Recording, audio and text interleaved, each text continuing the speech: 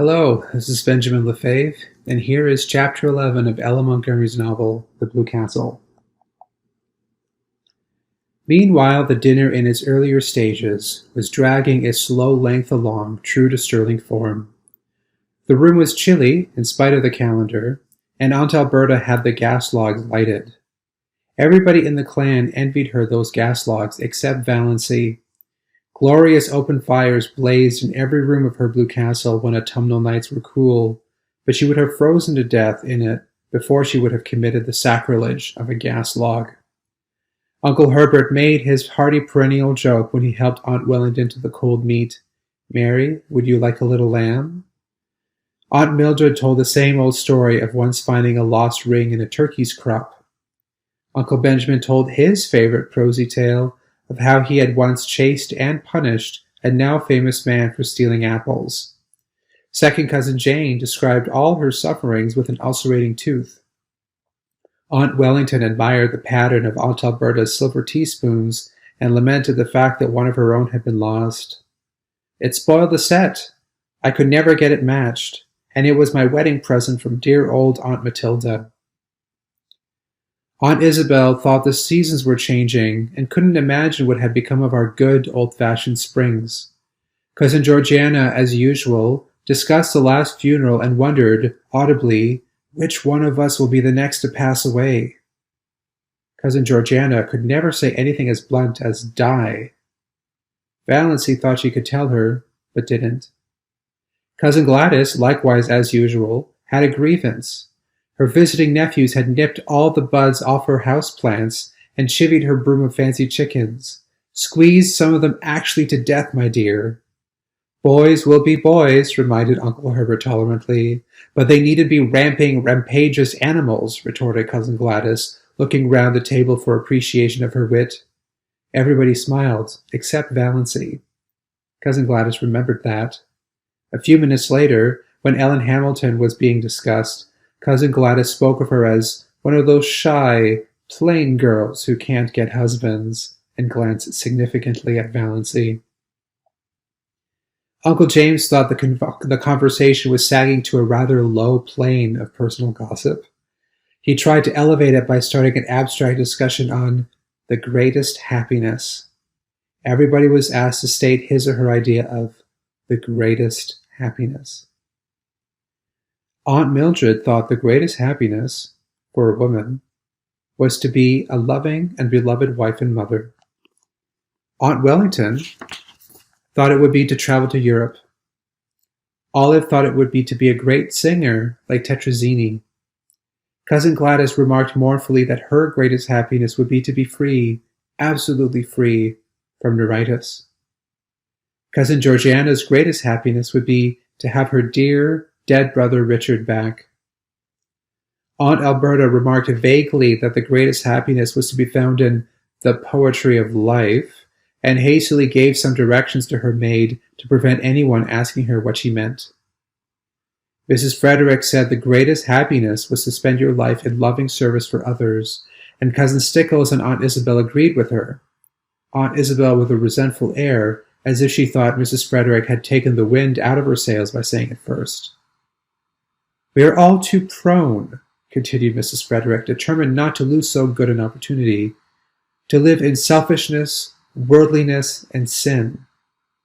The other women all felt rebuked for their low ideals, and Uncle James had a conviction that the conversation had been uplifted with a vengeance. "The greatest happiness," said Valency suddenly and distinctly, "is to sneeze when you want to." Everybody stared. Nobody felt it safe to say anything. Was Valency trying to be funny? It was incredible. Mrs. Frederick, who had been breathing easier since the dinner had progressed so far without any outbreak on the part of Valency, began to tremble again, but she deemed it the part of prudence to say nothing. Uncle Benjamin was not so prudent. He rashly rushed in where Mrs. Frederick feared to tread. "Doss," he chuckled, "what is the difference between a young girl and an old maid?" "One is happy and careless, and the other is cappy and hairless," said Valency. "You have asked that riddle at least 50 times in my recollection, Uncle Ben." Why don't you hunt up some new riddles if riddle you must? It is such a fatal mistake to try to be funny if you don't succeed. Uncle Benjamin stared foolishly. Never in his life had he, Benjamin Sterling, of Sterling and Frost, been spoken to so. And by Valency of all people! He looked feebly around the table to see what the others thought of it. Everybody was looking rather blank. Poor Mrs. Frederick had shut her eyes, and her lips moved tremblingly, as if she were praying. Perhaps she was. The situation was so unprecedented that nobody knew how to meet it. Valency went on calmly eating her salad as if nothing out of the usual had occurred. Aunt Alberta, to save her dinner, plunged into an account of how a dog had bitten her recently. Uncle James, to back her up, asked where the dog had bitten her. "Just a little below the Catholic Church," said Aunt Alberta. At that point, Valency laughed. Nobody else laughed. What was there to laugh at? "Is that a vital part?" asked Valency. "What do you mean?" said bewildered Aunt Alberta, and Mrs. Frederick was almost driven to believe that she had served God all her years for naught. Aunt Isabel concluded that it was up to her to suppress Valency. "Das, you are horribly thin," she said. "You are all corners. Do you ever try to fatten up a little?" "No." Valency was not asking quarter or giving it. "But I can tell you where you'll find a beauty parlor in Port Lawrence where they can reduce the number of your chins." "Valency!" The protest was wrung from Mrs. Frederick. She meant her tone to be stately and majestic, as usual, but it sounded more like an imploring whine, and she did not say "Das." "She's feverish," said Cousin Stickles to Uncle Benjamin in an agonized whisper. "We've thought she seemed feverish for several days." "She's gone dippy, in my opinion," growled Uncle Benjamin. "If not, she ought to be spanked. Yes, spanked." "You can't spank her." Cousin Stickles was much agitated. "She's 29 years old." "So there is that advantage, at least, in being 29, said Valency, whose ears had caught this aside. "Das," said Benjamin, "when I am dead, you may say what you please. As long as I am alive, I demand to be treated with respect."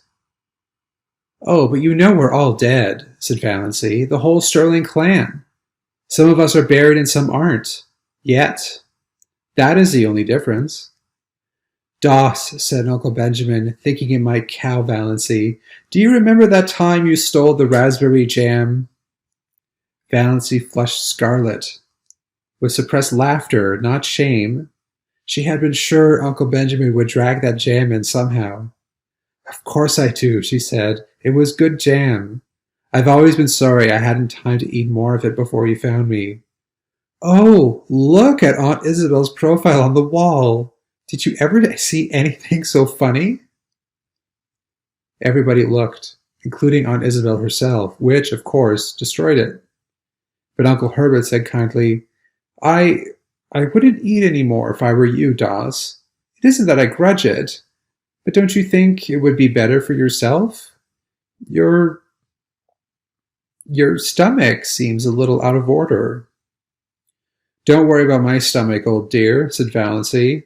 "It is all right. I'm going to keep right on eating. It's so seldom I get the chance of a satisfying meal." It was the first time anyone had been called Old Dear in Deerwood. The Sterlings thought Valency had invented the phrase, and they were afraid of her from that moment. There was something so uncanny about such an expression. But in poor Mrs. Frederick's opinion, the reference to a satisfying meal was the worst thing Valency had said yet. Valency had always been a disappointment to her. Now she was a disgrace. She thought she would have to get up and go away from the table, yet she dared not leave Valency there. Aunt Alberta's maid came in to remove the salad plates and bring in the dessert. It was a welcome diversion. Everybody brightened up with a determination to ignore Valency and talk as if she wasn't there. Uncle Wellington mentioned Barney Snaith. Eventually somebody did mention Barney Snaith at every Sterling function, Valancy reflected. Whatever he was an individual that could not be ignored. She resigned herself to listen. There was a subtle fascination in the subject for her, though she had not yet faced this fact. She could feel her pulses beating to her fingertips. Of course they abused him. Nobody ever had a good word to say of Barney Snaith. All the old wild tales were canvassed. The defaulting cashier, counterfeiter, infidel, murderer, and hiding legends were thrashed out. Uncle Wellington was very indignant that such a creature should be allowed to exist at all in the neighborhood of Deerwood. He didn't know what the police of Port Lawrence were thinking of. Everybody would be murdered in their beds some night. It was a shame that he should be allowed to be at large after all that he had done. "What has he done?" asked Valancy suddenly. Uncle Wellington stared at her, forgetting that she was to be ignored. "Done! Done! He's done everything!" "What has he done?" repeated Valancy inexorably. "What do you know that he has done? You're always running him down. And what has ever been proved against him?" "I don't argue with women," said Uncle Wellington, "and I don't need proof. When a man hides himself up there on an islet in Muskoka year in and year out, and nobody can find out where he came from or how he lives or what he does there, that's proof enough. Find a mystery and you find a crime." "The very idea of a man named Snaith," said second cousin Sarah. "Why, the name itself is enough to condemn him." "I wouldn't like to meet him in a dark lane," shivered cousin Georgiana. "What do you suppose he would do to you?" asked Valancy. "Murder me," said cousin Georgiana solemnly. "Just for the fun of it?" suggested Valancy. "Exactly," said cousin Georgiana unsuspiciously. "When there is so much smoke, there must be some fire. I was afraid he was a criminal when he came here first. I felt he had something to hide. I am not often mistaken in my intuitions." "Criminal? Of course he's a criminal," said Uncle Wellington. "Nobody doubts it," glaring at Valancy. "Why, they say he served a term in the penitentiary for embezzlement. I don't doubt it. And they say he's in with that gang that are perpetrating all those bank robberies round the country." "Who say?" asked Valancy. Uncle Wellington nodded his ugly forehead at her. What had got into this confounded girl, anyway? He ignored the question. "He has the identical look of a jailbird," snapped Uncle Benjamin. "I noticed it the first time I saw him."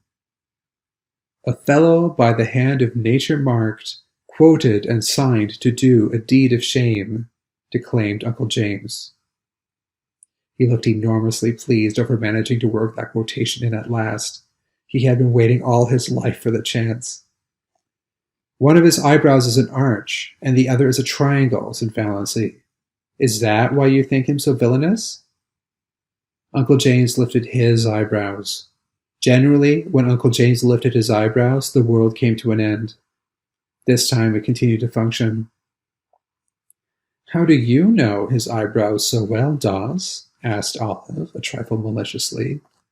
Such a remark would have covered Valancy with confusion 2 weeks ago, and Olive knew it.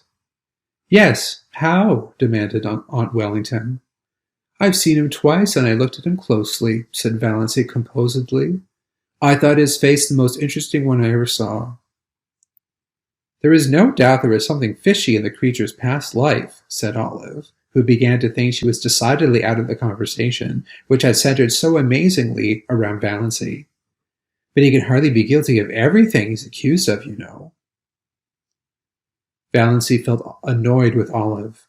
Why should she speak up, even when this qualified defense of Barney Snaith? What had she done to do with him? For that matter, what had Valancy? But Valancy did not ask herself this question.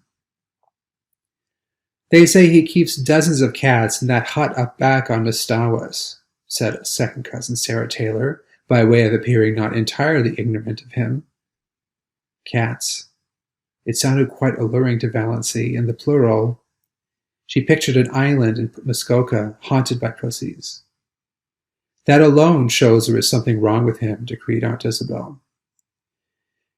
"People who don't like cats," said Valancy, attacking her dessert with a relish, always seem to think that there is some peculiar virtue in not liking them. The man hasn't a friend except Roaring Abel, said Uncle Wellington. And if Roaring Abel had kept away from him as everybody else did, it would have been better for some members of his family. Uncle Wellington's rather lame conclusion was due to a marital glance from Aunt Wellington, reminding him of what he had almost forgotten, that there were girls at the table. If you mean, said Valency passionately, that Barney Snaith is the father of Cecily Gay's child, he isn't. It's a wicked lie. In spite of her indignation, Valency was hugely amused at the expression of the faces around that festal table. She had not seen anything like it since the day 17 years ago when at Cousin Gladys's thimble party they discovered that she had got something in her head at school. Lice in her head. Valency was done with euphemisms. Poor Mrs. Frederick was almost in a state of collapse. She had believed, or pretended to believe, that Valency still supposed that children were found in parsley beds. Hush, hush, implored Cousin Stickles. I don't mean to hush, said Valency perversely. I've hush-hushed all my life. I'll scream if I want to. Don't make me want to. And stop talking nonsense about Barney Snaith. Valency didn't exactly understand her own indignation. What did Barney Snaith's imputed crimes and misdemeanors matter to her? And why, out of them all, did it seem most intolerable that he should have been poor, pitiful little Cecily Gay's false lover? For it did seem intolerable to her. She did not mind when they called him a thief and a counterfeiter and a jailbird, but she could not endure to think that he had loved and ruined Cecily Gay. She recalled his face on the 2 occasions of their chance meetings, his twisted, enigmatic, engaging smile, his twinkle, his thin, sensitive, almost ascetic lips, his general air of frank daredeviltry. A man with such a smile and lips might have murdered or stolen, but he could not have betrayed. She suddenly hated everyone who said it or believed it of him. When I was a young girl, I never thought or spoke about such matters, Dawes, said Aunt Wellington crushingly. But I'm not a young girl, retorted Valency, uncrushed. Aren't you always rubbing that into me? And you are all evil-minded, senseless gossips. Can't you leave poor Cissy Gay alone? She's dying. Whatever she did, God or the devil has punished her enough for it. You needn't take a hand, too. As for Barney Snaith, the only crime he has been guilty of is living to himself and minding his own business. He can, it seems, get along without you, which is an unpardonable sin, of course, in your little snobocracy. Valency coined that concluding word suddenly and felt that it was an inspiration. That was exactly what they were, and not one of them was fit to mend another. Valency, your poor father would turn over in his grave if he could hear you, said Mrs. Frederick. I dare say he would like that for a change, said Valency brazenly. Doss, said Uncle James heavily, the 10 Commandments are fairly up to date still, especially the 5th. Have you forgotten that? No, said Valency, but I thought you had, especially the 9th. Have you ever thought, Uncle James, how dull life would be without the 10 Commandments? It is only when things are forbidden that they become fascinating. But her excitement had been too much for her. She knew, by certain unmistakable warnings, that one of her attacks of pain was coming on. It must not find her there. She rose from her chair. I'm going home now. I only came for the dinner. It was very good, Aunt Alberta, although your salad dressing is not salt enough, and a dash of cayenne would improve it. None of the flabbergasted silver wedding guests could think of anything to say until the lane gate clanged behind Valency in the desk. Then, she's feverish. I've said right along she was feverish, moaned Cousin Stickles. Uncle Benjamin punished his pudgy left hand fiercely with his pudgy right. She's dippy. I tell you, she's gone dippy, he snorted angrily. That's all there is about it. Clean dippy. Oh, Benjamin, said Cousin Georgiana soothingly, don't condemn her too rashly. We must remember what dear old Shakespeare says, that charity thinketh no evil. Charity! Poppycock! Snorted Uncle Benjamin. I never heard a young woman talk such stuff in my life as she just did. Talking about things she ought to be ashamed to think of, much less mention. Blaspheming. Insulting us. What she wants is a generous dose of spankweed, and I'd like to be the one to administer it. Oh! Uncle Benjamin gulped down half of a scalding cup of coffee. Do you suppose that the mumps could work on a person that way? Wailed Cousin Stickles.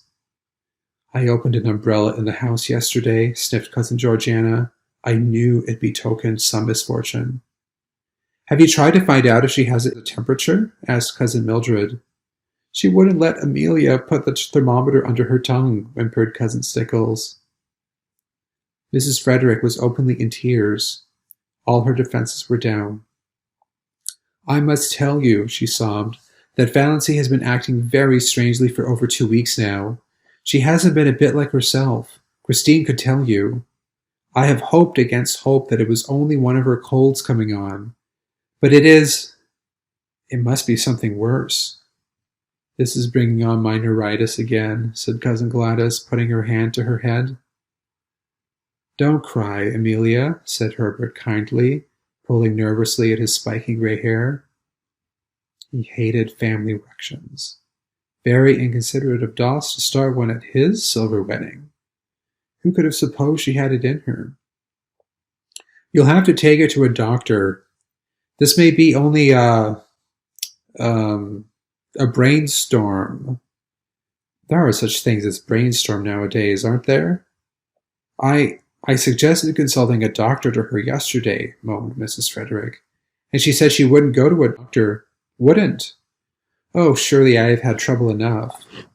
And she won't take Redford's bitters, said Cousin Stickles. Or anything, said Mrs. Frederick.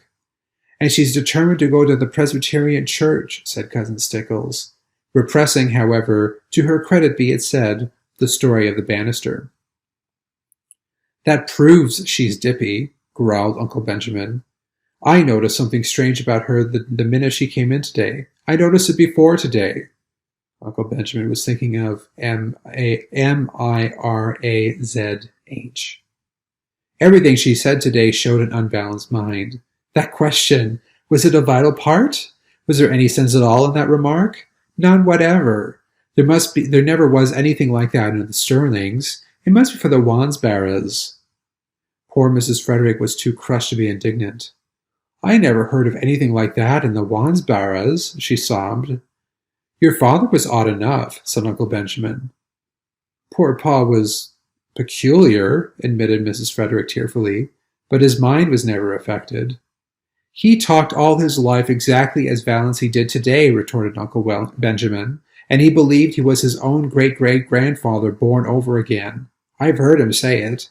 Don't tell me that a man who believed a thing like that was ever in his right senses. Come, Amelia, stop sniffling. Of course Doss has made a terrible exhibition of herself today, but she's not responsible. Old maids are apt to fly off at a tangent like that. If she had been married when she should have been, she wouldn't have got like this. Nobody wanted to marry her, said Mrs. Frederick, who felt that somehow Uncle Benjamin was blaming her. Well, fortunately there's no outsider here, snapped Uncle Benjamin. We may keep it in the family yet. I'll take her over to see Dr. Marsh tomorrow. I know how to deal with pig-headed people. Won't that be best, James? We must have medical advice, certainly, agreed Uncle James. Well, that's settled. In the meantime, Amelia, act as if nothing had happened and keep an eye on her. Don't let her be alone. Above all, don't let her sleep alone. Renewed whimpers from Mrs. Frederick. I can't help it. Night before last I suggested she better have Christine sleep with her. She positively refused, and locked the door. Oh, you don't know how she's changed. She won't work. At least she won't sew. She does her usual housework, of course.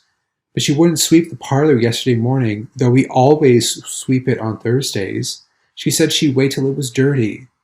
Would you rather sweep a dirty room than a clean one? I asked her. She said, of course. I'd see something for my labor of it, then. Think of it. Uncle Benjamin thought of it. The jar of potpourri, Cousin Stickles pronounced it as spelled, has disappeared from her room. I found the pieces in the next lot. She won't tell us what happened to it. I should never have dreamed it of Dawes, said Uncle Herbert. She has always seemed such a quiet, sensible girl. A bit backward, but sensible. The only thing you can be sure of in this world is the multiplication table, said Uncle James, feeling cleverer than ever. Well, let's cheer up, suggested Uncle Benjamin. Why are chorus girls like fine stock razors? Why? Asked Cousin Stickles, since it had to be asked and Valency wasn't there to ask it. Like to exhibit calves, chuckled Uncle Benjamin. Cousin Stickles thought Uncle Benjamin a little indelicate. Before Olive, too. But then, he was a man. Uncle Herbert was thinking that things were rather dull now that Dawes had gone.